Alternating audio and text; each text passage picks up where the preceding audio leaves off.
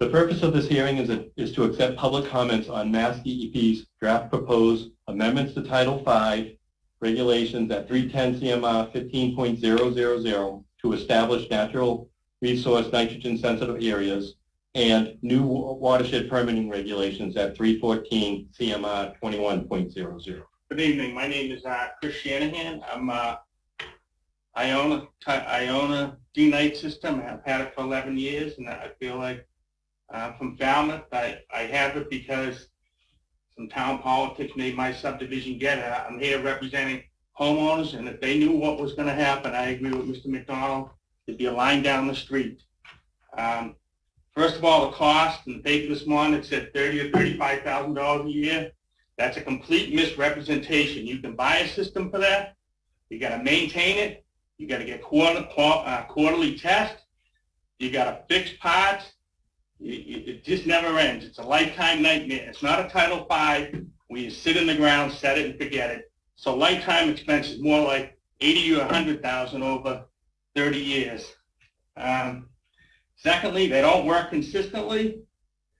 We know that because the MassDEP has never endorsed a single system, never guaranteed a single system. All they do is put out this regulation, provisional use, non-use, private use, general use. It's just a complete mess. So if you're a homeowner, you have no idea what to buy. It's not like going and buying a refrigerator. There's no reviews. You're on your own. The DEP doesn't provide any guidance. Like I said, the regulation itself, if anyone's ever tried to read it, it's a giant mess. I analyzed multi-billion-dollar banks, biggest banks in America, and you can never figure out what this regulation says. Homeowner risk, there's a lot of homeowner risk. You put a system in, it doesn't work. Who do you call? You're stuck. Nobody to call. Nobody to help you. No town. No MassDEP. You're on your own.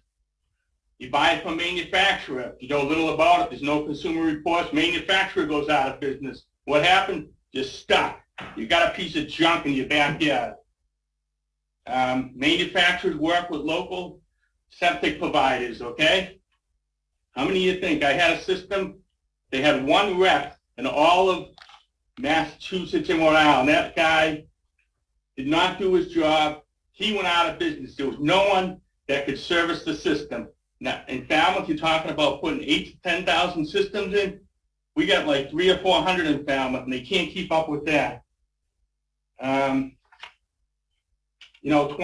20 years, we've been kicking the can down the road. Now here it's 35 years.